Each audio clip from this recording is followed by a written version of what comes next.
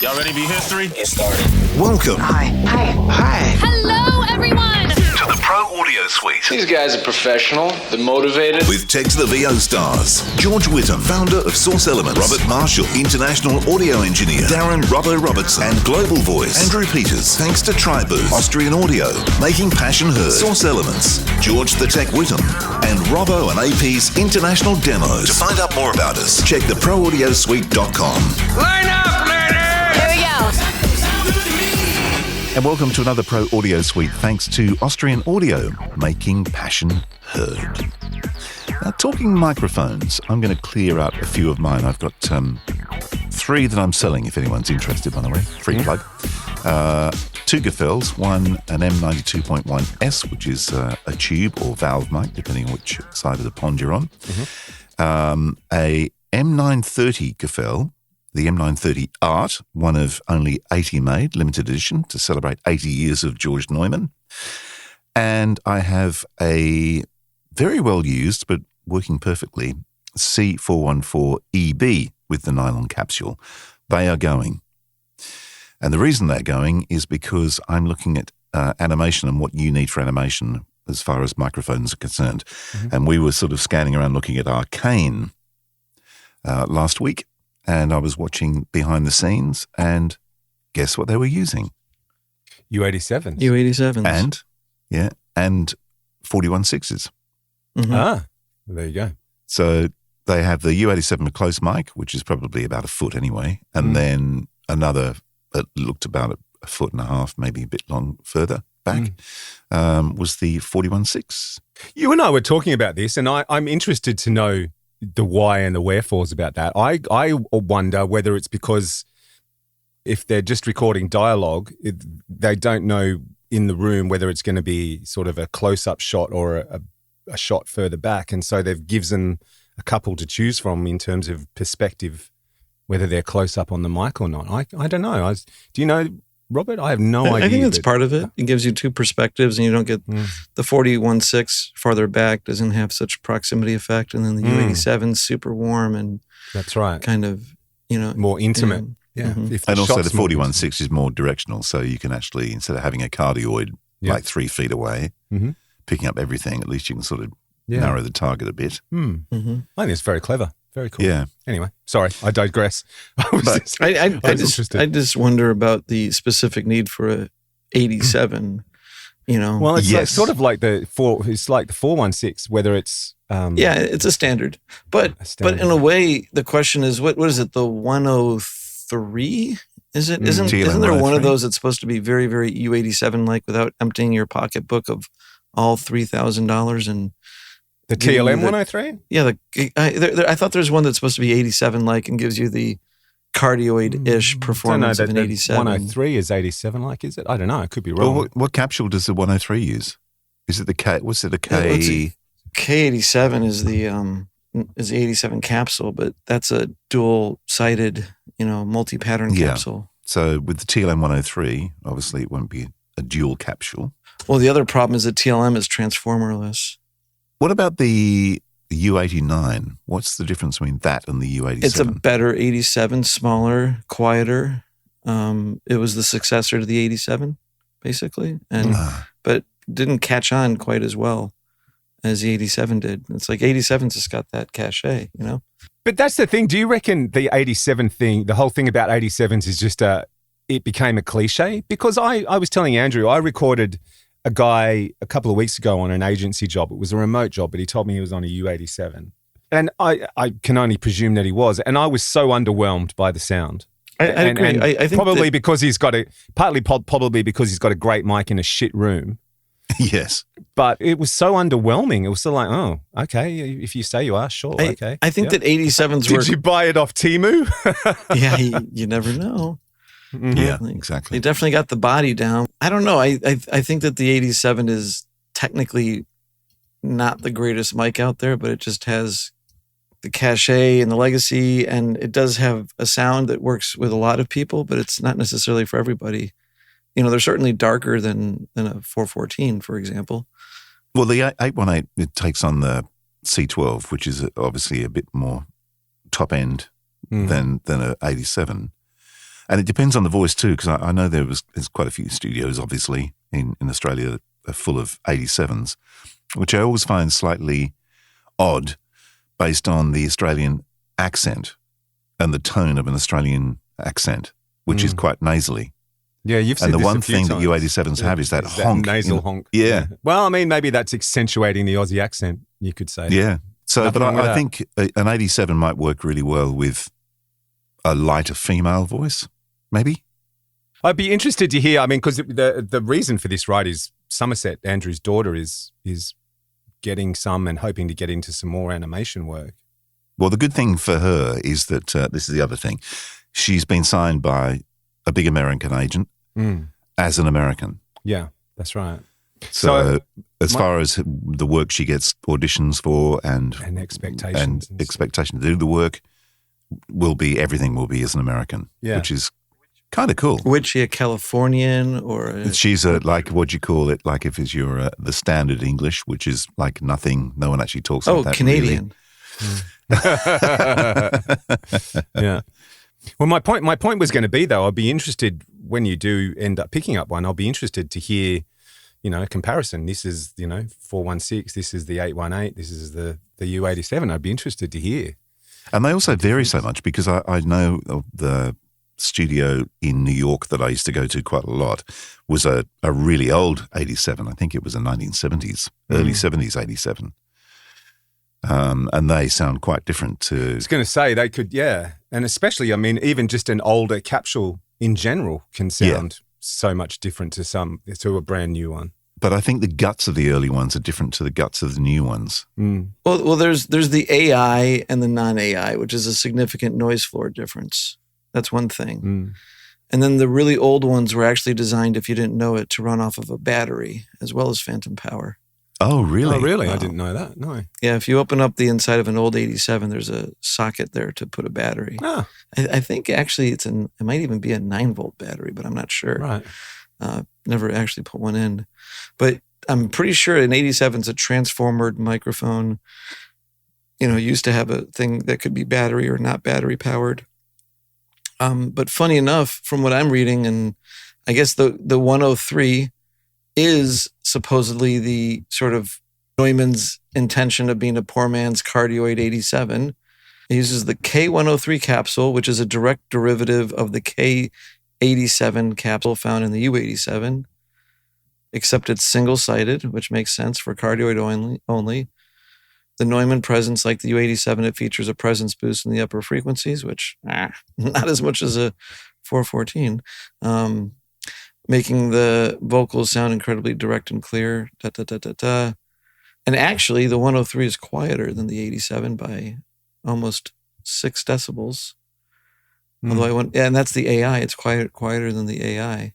See, I would if I had the choice, if I was recording a female, well, even here, because I've got both mics, I would always use a 103 over a 416 any day.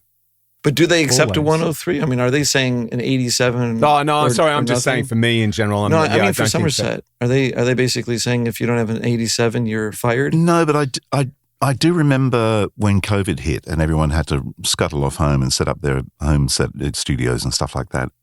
A lot of the agents were sending out stuff saying you must have. And one of the must-haves was a U87, which I always thought was kind of weird based on the fact that most of the environments that people were setting up in was shit. And here's the other thing, right? Go and buy a U87, but we're not going to pay you for your home studio. Yeah. That's Well, I mean, an it- 87's like, what are they, like $3,000? Would be, US, yeah. Not I mean, a I cheap think they're mic. like close to 5,000 Australian, 4.8, I think. Yeah. No, more. Yeah, 5. No, they're more than that, I think. I can't think of any situation if someone asked me what microphone should I buy for my home studio where I would tell them to go and buy a U87. I honestly can't. Well, not here in Australia anyway. I think of it more as one of those mics that, like, you need it as a studio owner. It's a badge, and I think that there's far more affordable mics that can get you at least as good a there's sound. Similar results. Yeah. I mean, not to toot the horn, but I really think the 818 at $1,200. What's an 818? $1,200, something like that. US, I've yeah. recommended 818s to half a dozen people, I reckon. Cleaner, better, all more seriousness, Yeah, and there's so many reasons. I think Absolutely. I love this mic. It's by far my favorite mic. it's just so much better of a deal, and the performance is at least there. I mean, they're gonna have a different character of sound, but they're in the end they're both highly professional. And Well, if you think about what the 818 is, it's actually a modern take on the C12. mm-hmm. Yes, that's right. So, and they've done, the R&D they were doing at AKG before it disappeared, and then Austrian Audio took over the factory and the R&D and the people. That was years and years and years worth of testing C12s and trying to find the perfect spot where all those mics sat. And that's when they built the capsule, which is called the CKR12. So to go back on one thing, apparently the TLM 193 is also supposedly close to the 87 or the U87. Yeah, and maybe not as hyped. It's actually more like the 89, maybe. But the 89 and the 87 were like the 89 was kind of a replacement for the 87. I nearly scored one of those ones. Those are good. 89, they're smaller too. The 87's a big microphone. They're huge, aren't they? Yeah. You see them with the counterbalance weights and hanging up in the studios and stuff. That's how heavy they must be. Yeah. Oh, you get there in the morning and things lying on the floor. Oh, no. Yeah, right. Yeah, with the head basket 6 feet away. Yeah, exactly. Lovely. That's just what you'd want to find, isn't it, really? Yeah. Insurance company. Yeah. Now, George was talking about that mic. Was it TLM 193, did you say? Yeah, the 193 it's probably more expensive, but it's capsules based on the 89, but it says here that it's less hyped than the 103. Because the 103 has got quite a bit of crunch at the top, isn't the 103 seems to be a little bit brighter than the 87, and that's probably due to being transformerless, and the transformer adds, some warmth and a little bit of that fuzzy, what we call warmth. Yeah. It's interesting that they don't make any of those, they're all TLM series. So there's nothing with a transformer that really replaces it in a sense. Well, it's funny because the Gefell I was talking about, the M930, smooth, that's transformerless, but they did do one with a transformer. Mm-hmm. I can't remember the name of that one now. Well, it was a 930. There's a lot of ones. Like, you look at the Audio Technica series and the 4047, I think. So you have like the 4033 and the 4040 and the 4020, and those are all transformerless. But then Audio Technica's got the 4047 specifically. They threw a transformer in there just to color it up. Yeah. Here's a rundown of the 87 versus the 818, according to the internet. The 87 will be warmer and more forward in the mid-range. The Austrian Audio 818 will be more transparent, modern sounding with more linear mids. In other words, not so forward in the mid-range. The 87 will have a relaxed top end. The Austrian 818 will have a sparkly and high detailed top end. The 87 is industry standard for voice, less flexible features. Exactly from the internet. The Austrian Audio is insanely flexible with a dual output and app control. Yep. 87 transformer coupled output, vintage character and warm. The Austrian Audio 818, multipolar patterns, more useful in post-production, and transformerless. Boom. I think what it doesn't mention here is I believe the 818 is quieter. Yeah. Mm-hmm. Well, that would make sense. Yeah. But if you think about historically when you had, you look at Abbey Road back in the 60s, so they would have had 67s. 67s, and they had C12s. And 47s. Yeah. But if you look at the 67 and the C12, actually they do a 40, that's not really matter, 47, 67, whatever. But the C12 was also a tube or valve mic, but had a lot more sparkle than the 47 or 67. Mm-hmm. So it's always been thus. Yes, it has been. And continues with Austrian Audio. And the 47 is, I believe, even darker than the 67. And I think the 67 actually is a little bit brighter than the 87, but I'm not sure about that. The 67 is a really good mic, I have to say. Like, even though the 87 and the 67 should be the same, they say the 87's like a transistored version of the 67. The 67 is, I think, much more smooth from my experience. I've used both. Yeah. The 67 is a pleasure to use for sure. Yeah. Well, it's kind of similar to the M92.1, the Gefell. Yeah. People swear by them. They're the UM57, which is what they would have been back in the 50s, 60s, the UM57, which was the Gefell microphone. Yeah, that was one that had the M7, the Russian or the East German M7 capsule version. Yep, which was actually the real M7s because that's where all the tooling was. Yep, correct, and still is. And the Gefell, I've got the M92.1S has the M7 capsule. So there you go. I guess they say the 87 is actually brighter than the 67. But I'd say the smoother. Maybe that's what they mean. But so, is it worth investing in a U87? I think it's hard to. Correct. Yeah, there's some. I don't know. I get why you sort of feel you need to sort of go that way. But at the same time, given your mic locker, I kind of wonder, if they turned around and said, if you got a U87, but you turned back around and went, well, actually, no, but I've got blah, blah, blah, blah, blah. I think it makes a difference for a studio who's selling time and selling mics, but does it really make a difference? You're still running the mics through a preamp, and that's, and the room.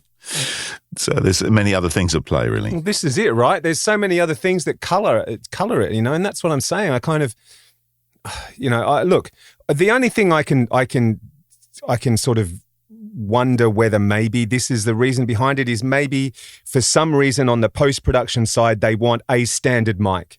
So regardless of everything else, they want the voice record. This is the microphone we want you to use because we want a standard mic across the whole production.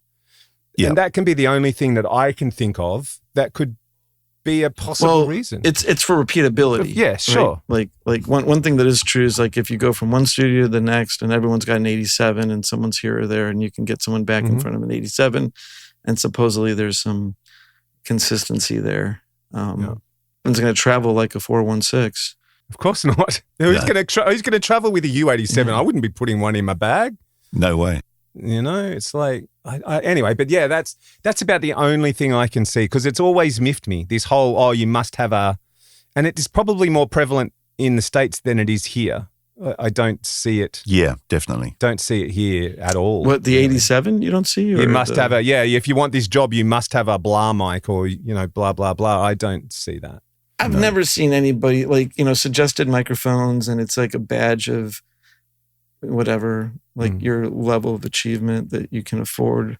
But I've never seen anybody not get a gig because they don't have an 87. That's I think if the studio wants you, they're going to want you. If the studio listens to Somerset's demo or listens to Somerset's audition and goes, you know what, she's perfect for the job, I don't think that any producer in their right mind is going to turn around and go, well, listen, you can't have the gig because you haven't got a U87. And then Somerset can be like, pay me up front and I'll get it. And if it came down to that, I'm sure Andrew would be out the door and up to the local Neumann store in a flash going, give me the first U87 off the shelf, please and thank you. I mean, the really funny thing is, honestly, if it was like, hey, we like you on an 87 or here's this wonderful tube Gefell. Yes. They should actually pick the Gefell probably. Exactly. Yeah. Well, if they heard it, they would for sure. That's right. Absolutely. Yeah. They'd be mad if they didn't. Yeah. Anyway. The trouble is, of course, if you ran up to the store to buy one, you wouldn't be able to get one because there's no stock in Australia of U87s. There's no 87 stock? No, gone. So it's like, it is the most expensive yet sold out. Isn't that crazy? Yeah. Because of the legend in inverted commas, which I don't get. I don't get the legend thing. I really don't. I'd pick 1,000 mics before I picked a U87 for voiceover. I'll be honest. I don't mind it on voiceover. I just don't think it makes it's the voice. It's the room. It's the same as any other mic, right? Yeah. It's not some magic wand that you wave and everything everything you record sounds perfect. It's just the smaller the factor. The performer is first. The room that you're in is second. The mic and the preamp are third, and I'm not sure which. The U87 is just another tool in the shed. It really is. Yeah. Well, I think the order is performance, room, mic, and then preamp. You can say mic, preamp. Well, I mean, preamp probably more so because you're not going to go out and buy a new preamp. So you want a mic that's going to sort of match your preamp, right? Yeah. Yeah, I So think the preamp mic before probably mic, makes. I would have thought. Yeah, if you like, here's the problem: if you throw garbage on either end of that, you're gonna have garbage. So it's like, how low do you want to go? That's But right. a fairly transparent preamp should technically act like it's not there, and a pretty decent mic should be fairly flat. But I would say that the mic has more of a chance of coloring things than a preamp in general. Plug your U87 into a Scarlett then. People do it all the time. That's I know, the funniest but- thing. It's like, here's my $3,000 mic and my $100 interface. Right. But Yeah. that's right. Exactly. So why? I don't get that either. You know, it's Yeah. like, here's my $50 million Bentley and I'm going to go down to Joe's local garage and get it serviced. It's like, I don't You can get some understand. crappy tires on it. Yeah. That's right. Yeah. Exactly. Yeah. Some Kmart tires on my Bentley. But the reality is that you'll still get to where you're going in the Bentley, and the Scarlett's going to power up and make that 87 run perfectly fine. And would it sound a little bit better on a better preamp, like a Grace or something? Probably. But Yes. just like the 87 has this diminishing returns compared to some other mic, like, if 70% of it is the performer and 20% of it is the room. Mhm. The last, whatever, I've not done my math. 10%. 10%. Yeah, is the preamp and the mic in whatever division of those two you want. And don't forget the converter, by the way. Yeah. Yeah. That is the last and least difference in this whole Well, and let's chain. not forget the engineer on the other end of it too. You know, what he Yeah, does with true. it can fuck it up too. Yeah. Let's be honest. Or save it. Or save it, one or the other. Yeah. Right. Because in the end, it's all going to be thrown through some stupid plug-in, EQ'd and warped some more. It's always funny, isn't it, when people go, oh, the room's a bit a bit of reverb in the room. Can you sort that out? And then get the file and then add reverb to it to give it some excitement. Yes. But it's a little more controlled. Yeah, exactly. Mhm. But And who adds reverb to voiceover? I mean, yeah. Well, I think those days are sort of gone, aren't they? yeah, Did they ever add reverb to voiceover? I used to in Radioland for a little while. Not massive amounts. Really? Yeah. just to excite it. Yeah, Just to excite it, give it a bit of presence. Or not presence, but you know what I mean. Give it a bit of shape. yeah. Put it somewhere in the mix. So yeah, back in radio days, we were dialing in some reverb on the old Rev 7. So yeah, The Yamaha? there you go. I was always like, it's like the voice of God. It's funny because, like, is the voice of God like this big reverberant thing, or is it like super direct, so it's inside your head? I think it's super direct and inside your head. Yeah. Steve Britton, who we used at Triple M, we never really put reverb on him. It was more of a delay. It was more of like a slap delay or something on Steve, on that voice of God type of thing, or someone like Andrew. You wouldn't use reverb on that. But if it was like a female voice on a radio commercial or something, you'd put a little bit of, I don't know, what would you put on it? Maybe like a plate, like a short plate or something like that. Yeah, I only ever put effects on for commercials. I mean, for music, of course, but for commercials, it was always just dry and direct, and unless you're going for a story element, Mm. Oh, it would only be subtle. You certainly, you'd have to really sort of study the mix to hear it. It would be there, but it wasn't sort of an in-your-face element. No. I wonder what they used to do with Don LaFontaine. We should ask George. George would know, yeah. We just had someone go through tech support, and we had to help him get Source Connect in line with his processing. And emails that went through is, usually the engineers don't want processing on your voice. Are you sure you want to do this? And the guy says, I forget what he said, like, I'm a 30-year veteran. And while I agree with you in general, I find that most engineers these days do not do to my voice what I know I can do better than them. Right. I don't like the way they make Okay. me sound. You know- I need to. You know my production better than me, Right, do you? like- Okay, very good. You're like, Yep. okay. Well, you won't mind if I book someone else then. Thank you very much. I'm a 30-year veteran engineer. You're fired. You're like, okay, we'll help you process your voice. Yeah, and if you want to sell that U87 you use, I know somebody might want to buy it. That's right. Bye-bye. Well, that was fun. Is it over? The Pro Audio Suite, with thanks to Tribooth and Austrian Audio. Recorded using Source Connect. Edited by Andrew Peters and mixed by Robbo. Got your own audio issues? justaskrobbo.com. With tech support from George the Tech Whittam. Don't forget to subscribe to the show and join in the conversation on our Facebook group. To leave a comment, suggest a topic, or just say g'day, drop us a note at our website, proaudiosuite.com.